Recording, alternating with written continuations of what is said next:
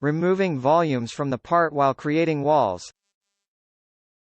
The cutout capability removes volumes from the part while creating walls. The area of the cutout is protected, which means that nothing can penetrate this area that is in the same body. Entities and other bodies can penetrate protected areas. In this task, you will create 2 cutouts. Click the cutout icon.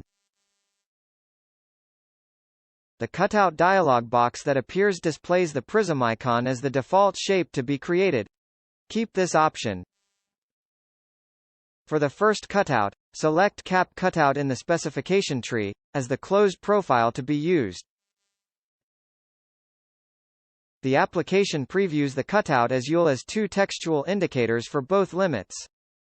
In the floor frame, enter 8 mm in the length field to define the location for the floor. In the opening frame, enter -20 mm in the length field to define the location for the opening. Check the With Floor option, if not already done. Click the Draft tab. To define the draft angle, set the Draft Behavior option to Intrinsic to Feature. Options are now displayed. Set the Angle option to -3 degrees if not already done. Click the Fillet tab to add a fillet to the cutout edges. Enter 1 mm for the floor radius value. Click OK to confirm. The first cutout is created and as a protected area, it is displayed in red. To create the second cutout, click the cutout icon again. In the specification tree, select Screen Cutout as the profile to be used.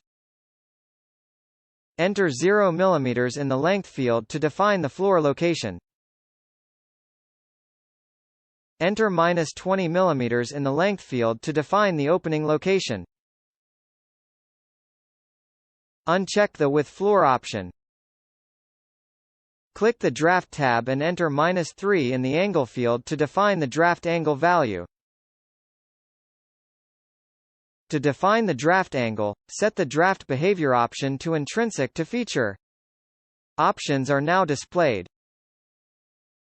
Click the Fillet tab and to define the lateral radius value, enter 5 mm in the corresponding field. Click OK to confirm. The second cutout is created. The specification tree indicates these operations under the names of Cutout 1 and Cutout 2.